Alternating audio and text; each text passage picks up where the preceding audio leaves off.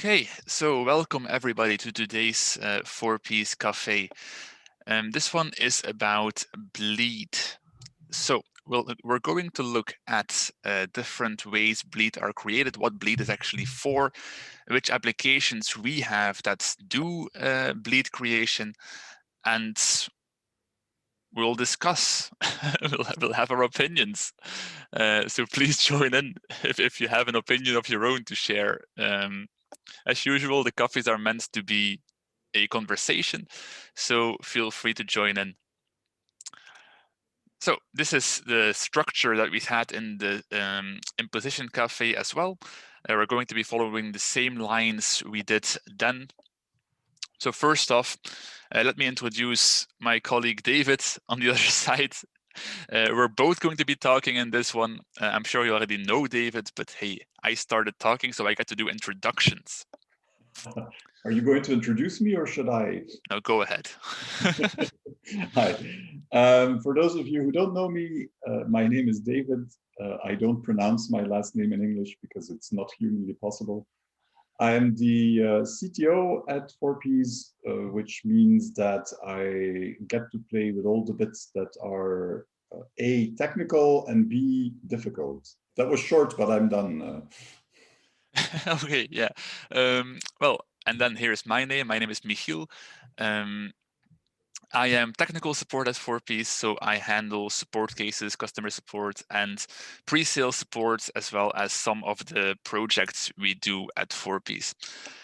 You've probably met both of us already. We've both been hosting cafes. We've both been sending out emails to anyone asking us questions. So probably not that big of a surprise. Okay, so today's cafe, there's not that much terminology to go over. There's just essentially bleed itself. So quickly, an introduction of what bleed actually is, what bleed is for. Now, you probably already know this, but let me go over it anyway. If you have color fields, images, anything that has been designed to be on the very edge of your paper, and you attempt to cut your paper on that very edge, then typically what you'd see is that you're like a fraction of a millimeter off where you're trying to cut. It's normal. You can't be super accurate when you're doing cutting with manual machines. If you have a laser, then it might be okay, but you still might have a very small difference where you want to cut and where your actual cutting happens. And if you have ink all the way up to the edge of the page and you're cutting slightly next to it, a fraction of a millimeter, you'll see that white edge, because even a fraction of a millimeter of white paper beside your ink is very visible to the human eye. It's very obvious. So what is the easy solution to deal with that? Well, it's adding more ink beyond where you're going to cut, beyond your finished size. And then when you cut, even if it's a millimeter past where your final size was supposed to be, you won't notice it because it will have ink. It won't have that small white line. So we're basically dealing with accuracy issues. And so the amount that you're going to add around that, I assume, is also going to be depending on the technology that you use, right? Yeah, so if you know that you're working with a very accurate process, you might not need as much. If you know that you're going to be working with a less accurate project, you might add more. How much bleed you add? There is no real standard, but typically we see people adding 3 millimeters. That's kind of what's being pushed as a standard bleed size, but that can be quite a lot for some processes. You don't really need to have 3 millimeters of extra space to cut anymore. I think if you're looking at the things I remember with stickers and stuff like that, it's mostly more in the area, something like 1.5 millimeter on each side. Yeah. So 3 mil for the whole, the change in width is I think more likely in that in those cases. Yeah, of course, we're already talking about adding bleed, creating bleed, but really this is the designer's job. So if you see the file I have open right now, the designer has made it so that there is bleed beyond the trim box of the page. So Then we're going into page boxes. In PDF, you have page boxes. You have defined your final size of your designed file with your trim box. That is the final size, the format that you actually want to deliver. Now, beyond your trim box, you can have a bleed box, and the bleed box is supposed to indicate up to the point your bleed is supposed to go. And then you have other page boxes that design how your PC is going to view your PDF when you open it. But in this case, the most important ones are the trim box and the bleed box. Now, what we are going to talk about today is how to create bleed when the designer hasn't done their job properly and they haven't given you files that already have it. Because if you already have it, then you're golden and you don't have to worry about it. In pdfToolbox, we have a way, thanks to one of the people who is present, I believe, a proper way to detect whether bleed is present, because that is not an easy thing to know, right? We're looking at information on the page between page boxes that is probably not complete objects, but just ink on the page. We need to know that we have enough ink between the trim and bleed boxes. It's not an easy process to detect. So there haven't been a lot of solutions that can tell you if there is already bleed present, if you're going to create it. And the problem is also that this is a difficult process for computers. It's once in a while you come across something that is much more easy for a human to do than a computer to do, and this is one of them. The design that you have on screen here very clearly needs bleed because you have that orange blob and the gray blob that come to the edge. If those would not be there, those background elements, then the design would be perfectly fine without any elements that have bleed on them because it's white. Yeah. Although there might be some pattern in that. There's probably a light pattern, and in that case, that would change it. No, I don't think this file has a background pattern. One of the other ones does have that. Okay, so then we would be fine without bleed. And for a computer, that's a very difficult process. As a human, we can look at this and say, okay, this is going to be fine, and that one we do need to fix. But teaching that to a computer is not easy. It's actually one of those fields where something like artificial intelligence might at some point be of help, but then the real artificial intelligence, not what people say they put. Not the algorithms. Yeah, that's another topic. Yeah. So and then yeah, what people used to do to make their system foolproof is just always add bleed. If you know that you're going to need bleed on output, you just always add bleed. You look at your trim box and you add 3 millimeters of bleed on all edges, and then you say I'm good. Even if a file doesn't need it, well, then you're creating white bleed, which doesn't really matter. You're going to cut it off anyway. The only thing is, what if your file already has bleed and it has good bleed? It has actual content that is really nicely connected to your page content. Then if you create bleed, the method in which you do it might look worse than what you already had. And that's where the process plan we have in Toolbox right now is really useful, because it won't overwrite what you already have. Now, we've spoken about different methods to create bleed. I'm going to go over them one by one with examples. So one of the methods, and I think the oldest one, is scaling. So this is very useful if you have, for example, an image, because it's hard to recreate an image without it looking stupid. So what you would do is you would take your image, you would make it slightly larger so it goes over the edge of the page where you want it to end up. So in this case, the image I took, well, the file I took is a banner that we have for our sushi penguins. And I decided I need bleed for that, and it doesn't have any. So I upscaled the banner up to a certain percentage, bigger than it used to be, but I kept the trim box at the original size. So the width and height of my file are identical. I just upscaled the content to go beyond where my page boxes were. And that way now, when I cut it on the trim box, I'm actually losing content. I'm cutting away part of what was part of my design for the file. So I'm losing content of my file, but it looks like my file was designed with enough margin that I don't really have to care about that. My result is still going to be visually okay. So I can do that. And typically with images, this is one of the ways you are easily able to generate bleed without it being visible. This is one of the old, indeed, I think the oldest way of creating it, at least in pdfToolbox it is. And I think initially mostly done for advertisements, especially the small type of, yeah, there's a name for that in English, but I don't remember it. The really small advertisements that are very cheap to place, but you still have to make sure that they have they are correct and stuff like that. One thing to mention is that you're not only are you losing content at the edges, but you're also modifying every part of the file. You're going to make the text slightly larger and so on, right? Because you're Yep. scaling it up. Yeah, and you're messing with your resolutions as well. Typically, you probably not, it's not going to be a huge percentage. You're going to 102% or something like that. So it might not ruin stuff. But if, for example, I know that in some countries, and I'm thinking it might be Japan, if you have food packaging, for example, and you have an image of the food item on the packaging, apparently it's law there that that image has to be exactly 100% scale of the actual item inside the box. So if you scale stuff, people might be disappointed. An advantage of what we have with this type of bleed is that if you do cut next to where you're supposed to cut, it's not going to be visible because you really have a part of the design that is overflowing and that you can cut off and that is going to look fine. So it's probably one of the least visible methods of creating bleed.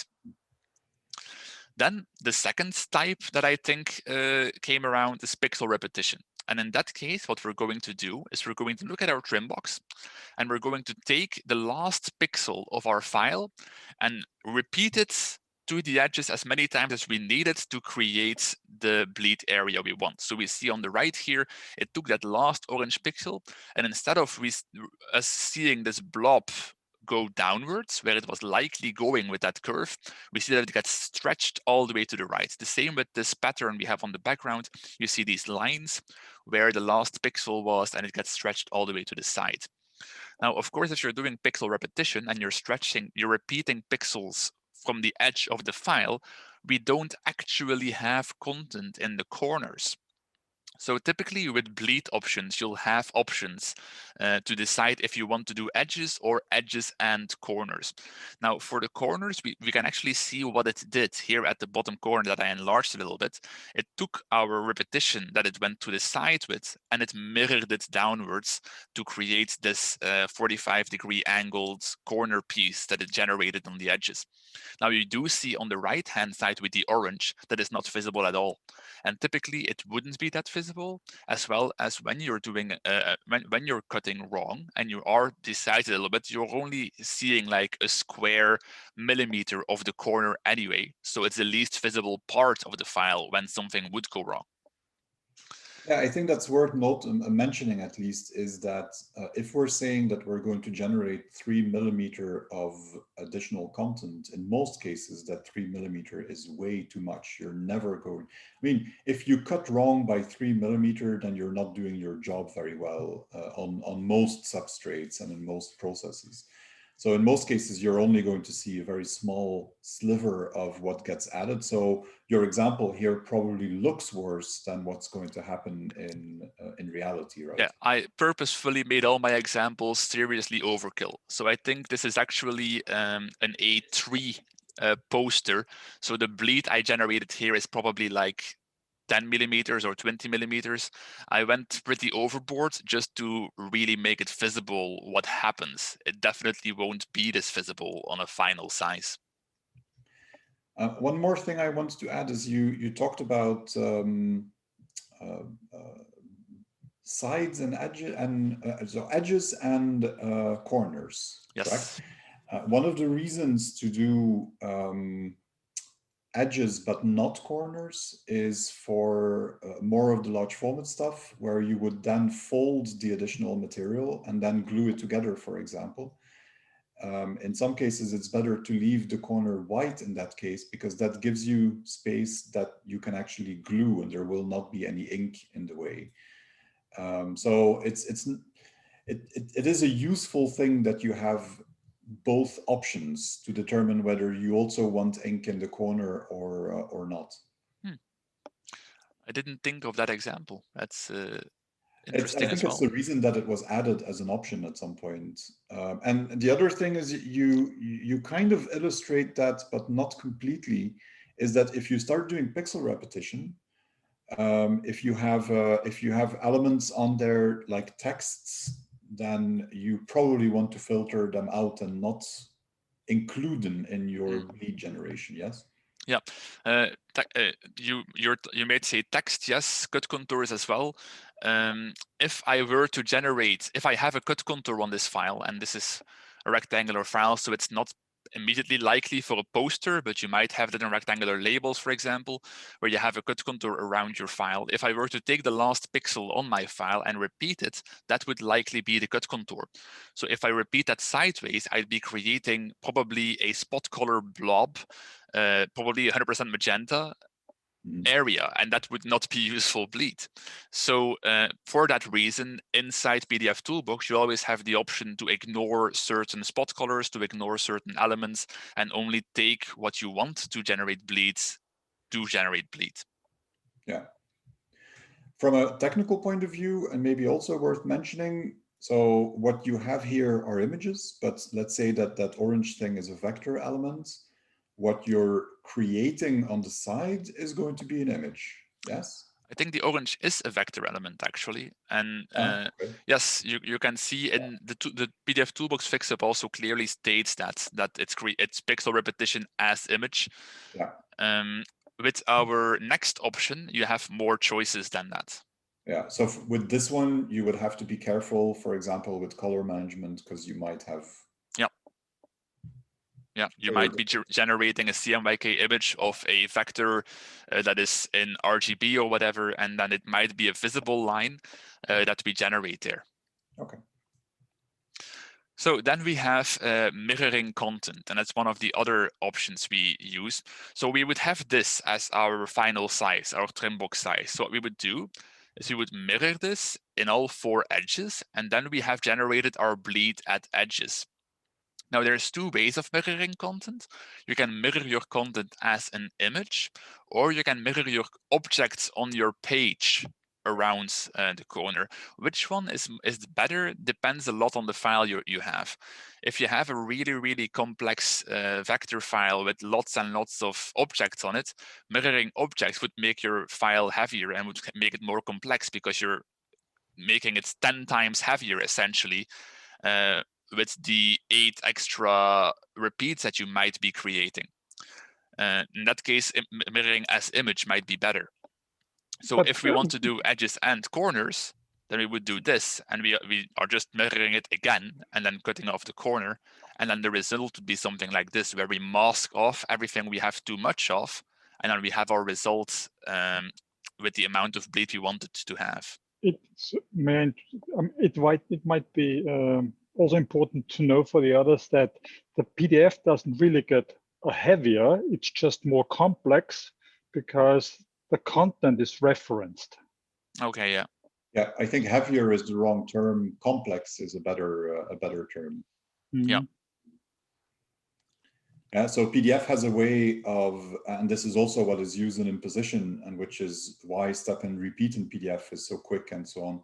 PDF has a way of referencing the same content multiple times. So you could have a 10-page document with a background image. The image will be, if it's properly created, the image will be in the file only once, but it will be used on all 10 pages. And that is exactly what happens here. So the content of the page is put in what is the technical name is a form X object. It is put in something like that, and then it is just repeated multiple times. So the file size is not going to increase much, but the complexity to rip the file is could actually increase quite a bit. Yeah.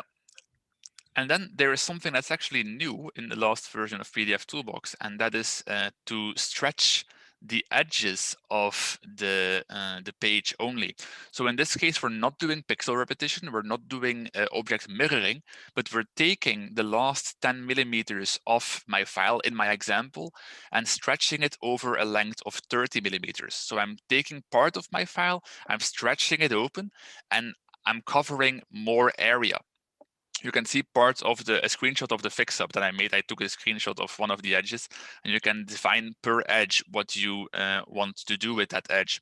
And what you would get is something like the example here. So probably in the original file, if I had bleed in my original file, it would go downwards quite steeply from the edge here.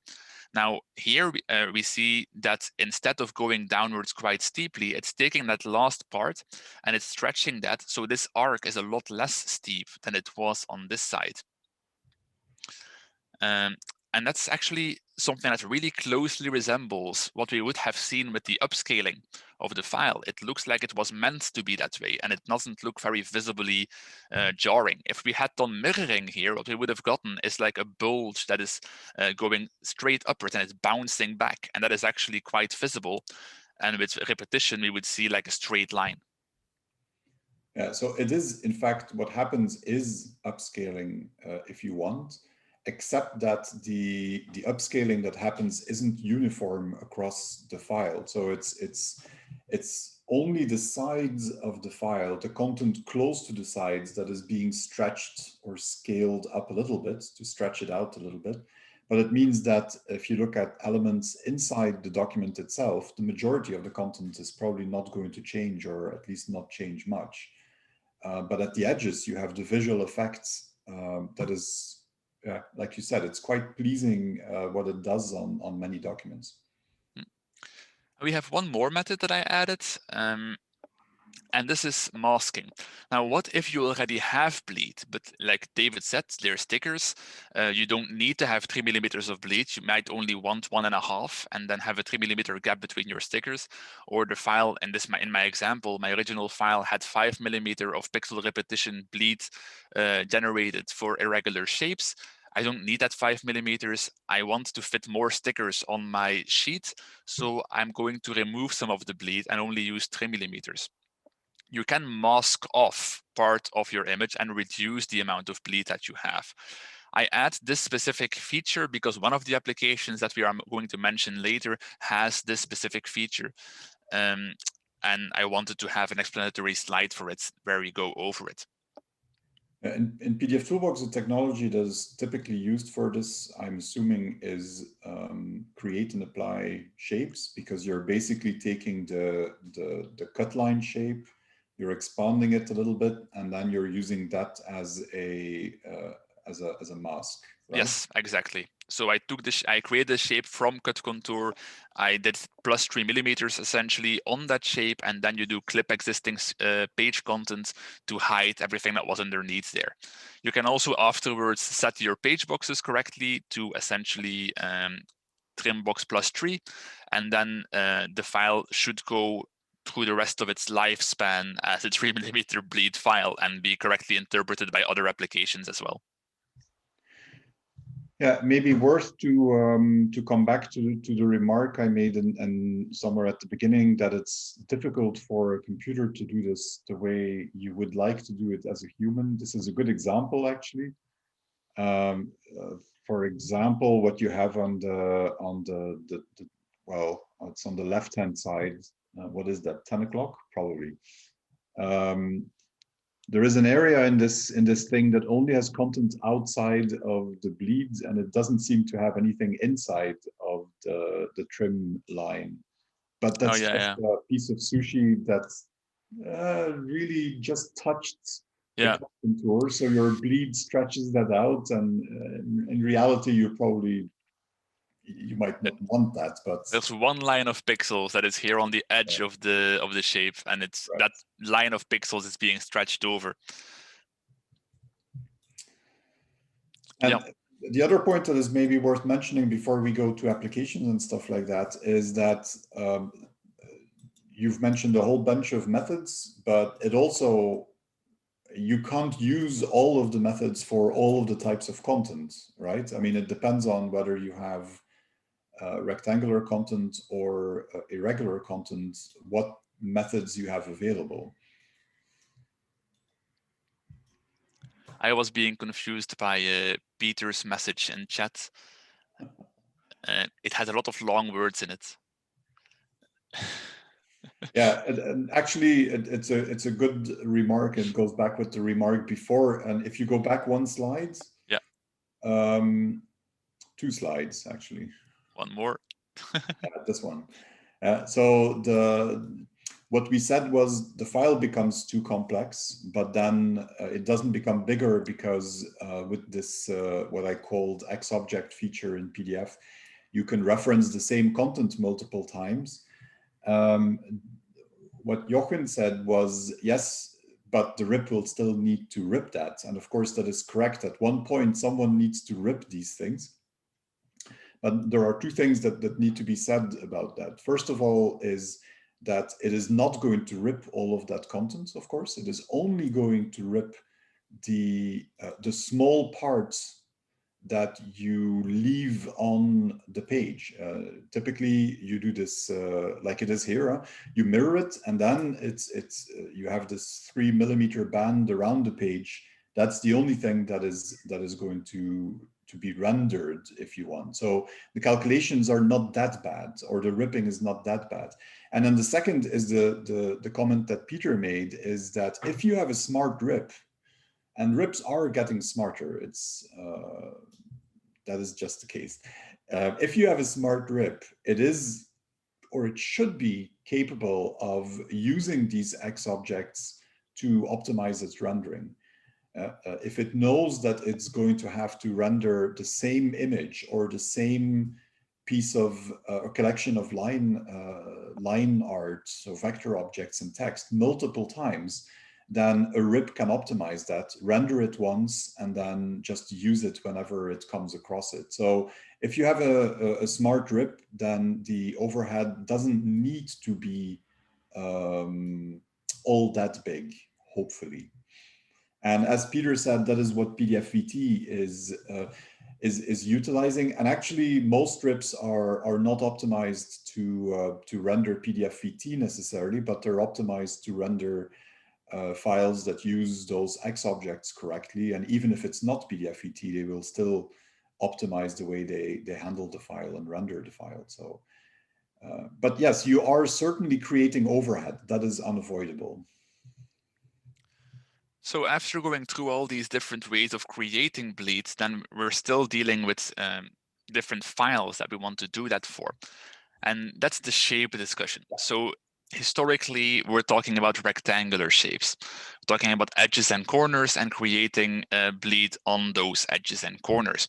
And all the 5 methods we just went over are usable for that. You can use all of these to generate bleed for a file like this. But it's also possible that we have irregular shapes, and we're talking about those stickers, the round sticker that I had before, or in Four Pees case, typically some kind of penguin that is not a regular shape, and we want to create bleed for that. Well, scaling is going to cause problems likely, because you have an object that is created to be a certain size. You don't really have leftover space on the edges, so you can't do scaling. Then we have mirroring. What are you going to do with mirroring? It's going to look weird. You can't do that on every single pixel on this line. And the same is true for the stretch edges. That's also a complex thing to do. So we're stuck with pixel repetition and masking. Now, for masking, we already need to have bleed, so that is not something you'll probably immediately be using. So we're stuck with pixel repetition. And pixel repetition these days works really well for irregular objects. Also something that is inside pdfToolbox that is actually really useful and has good results. Yeah, I think the only exception where you could still use scaling is for something that has I think it has to have radial symmetry, something like a circle, in other words. Then it would still work, but that's so for some types of stickers you might be able to do it, but probably if that's the case, yeah. Anyway, that's the only case where you could do it. For these images, definitely not. And the stretch edges, yeah. Yeah. It would be nice if you could use that, but Sounds like very difficult mathematics to me. For our example, for the masking method, like when we have this circle, it probably would have looked better if we used scaling. But for a design like this, it doesn't matter if you scale it because it's a repeated design. You might only have to take care that the text we have at the bottom is still inside the area after scaling. Yeah. But otherwise, this design would look fine. But if we look at shapes like these penguins, if you scale these and you're losing content that is part of the design, and that wouldn't look very good. So now that we know what it is and how to do it and how different files are using it, let's look at what we have that actually does it and in what way.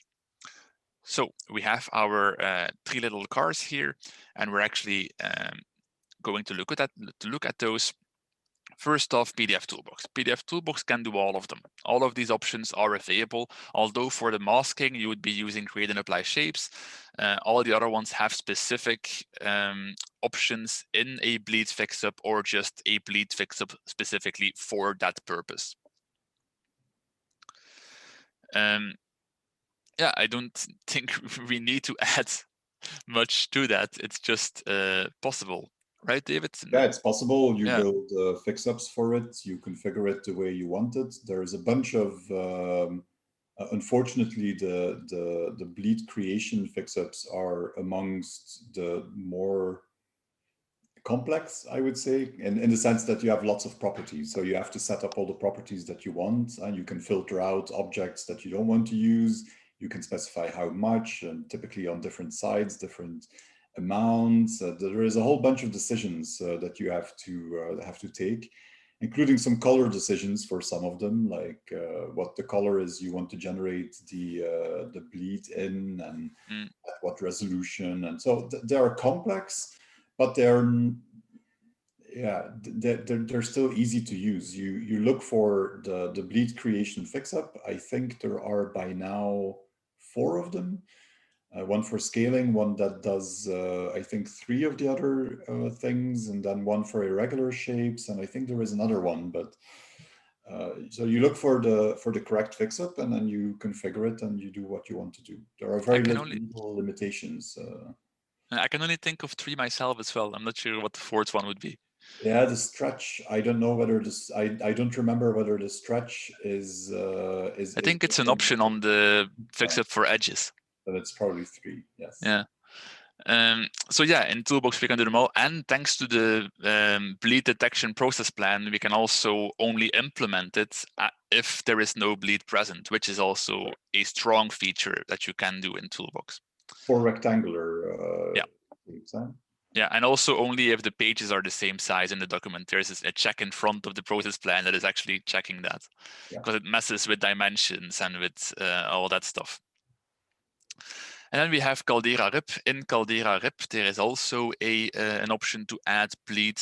It's part of the marks tab in the printer page setup that you can click open bleed, and you have the options to choose between pixel repetition and mirrored for that. And you have the option to do all edges or choose which edges and how much on each edge. So you have a bit of control there as well.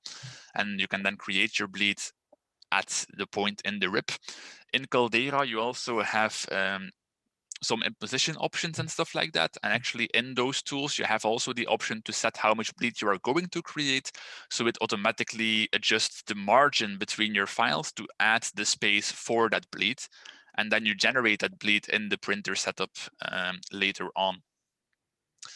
And then we have PrimeCenter, another Caldera product that also offers bleed creation as one of the features, but I'm quite certain that this is the pdfToolbox technology running in the background doing this. And it has the same options again that we see in the toolbox. We have pixel repetition, we have mirrored, and we have the masking available in PrimeCenter. It is the same technology. Caldera is an OEM for callas, and they do use this for the bleed creation as well. So there we go. That's the 3 tools that we have that do bleed, but essentially, if we go to the conclusion slide, the first most important thing is that it's actually the designer's responsibility to make sure they design with bleed, because what you're doing if you add bleed is solving a problem. It's not adding to the design. So first of all, try to get good files. And if you get files that aren't good, well, there are solutions available, and they are available in several applications that you might already have in your workflow, and they work in several ways. Maybe what is worth mentioning perhaps is that, well, there are two things. I think we focused mostly on automatically solving the problem. Yeah. And that is because we like automation in general, and in many workflows, it's the only option you have. You don't want to touch each file individually if you can avoid it. Of course, you could also edit the PDF document with something like Acrobat or Pitstop manually and correct problems that way. And that will give you additional capabilities. In some of the examples we had here, you could recreate part of that image, for example, and then put it next to what already exists, and you can fix some of the problems that that the automatic bleed creation causes. But then it is a manual process. So if you have the choice to do things manually, then there are options to do it that way. Second thing is, of course, we kind of restricted our lists to the applications that we are used to working with. I know that there are applications such as Pitstop, not to name names, where you have other options as well. And one of the ones that is different that I know is the fact that Pitstop also makes it possible to grow some of the objects, either uncover things that were masked out or extend some of the line art objects, for example. So instead of creating bleed for the whole page at once, you look at individual objects. I think sounds cool as a feature. It is cool as a feature. The problem with it is the problem that you have with bleed in general. It is that it is very easy to get to find files where it works wonders. It's also very easy to find files where it fails completely, because if you're going to uncover content, for example, by removing a mask or pulling back a mask a little bit, well, sometimes there are reasons that content is masked, and uncovering what was there before is not always a good idea. You weren't supposed to see that. Yeah. And the same with extension of line art. In some cases, that's going to be difficult to do, or the results are going to be are not going to be so good. But that fits very well with the overall conclusion, I think, is that there are many different ways of creating bleeds, and some of them, unfortunately, work better on some files than others, right?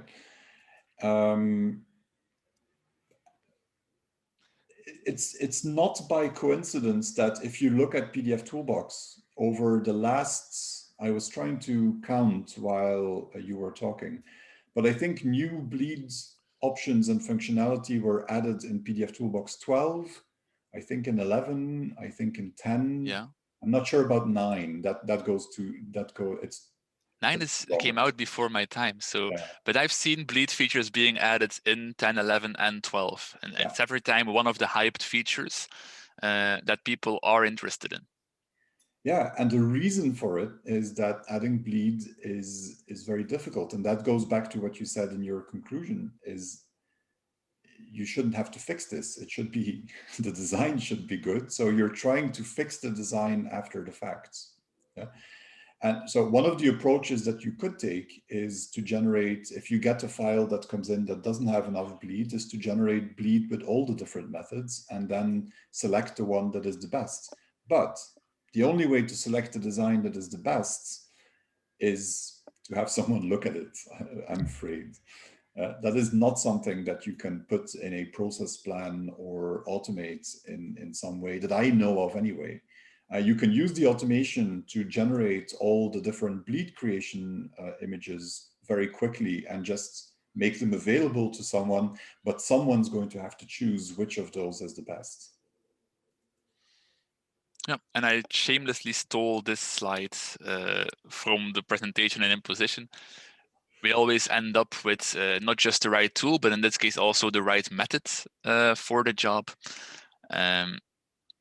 And yeah, we've already done the conclusion. In the end, it's just the tools are available to you if you need them. But it's always better if you don't have a problem to solve. So yeah. Any questions? Now would be a good time to speak up. Or comments or concerns. Yes, you can type in the comment section if you want, or you can just speak up. That works as well. But I think the people who wanted to comment have already done while we were talking. So I forgot to play the animation last time, so I'm going to now. Yeah, play it twice to compensate. Okay, so yeah, thank you for attending this Four Pees Café. I hope it was interesting. I don't think there is another one planned until after the summer. You can't announce any other ones because there aren't any. It is supposed to be vacation. So in July and in August, as far as we know now, there are no cafes. Last year, I did this. I think it was last year. I did this this series about JavaScript during vacation.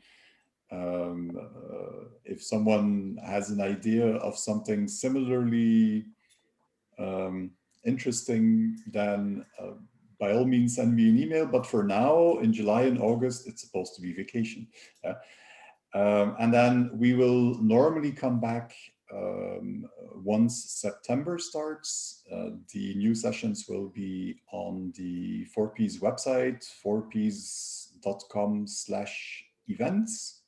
And they'll be all over our socials for sure. All over social media, including TikTok and other stuff. No. So we will announce it there. This one is being recorded as usual. So the recording for this, it will be a little bit delayed because our marketing person, Sam, who normally takes care of putting these up and so on, is on vacation. Shame. He'll hear this on the recording, so I had to add that. So there will be a little bit of delay before it is put up, but it will end up on the 4Pees YouTube channel under the playlist for the 4Pees cafes, just as all the other ones that we did. Okay, then all that rests us to do is to wish you a good evening, and we'll see you after the summer. Have a great vacation and see you in September.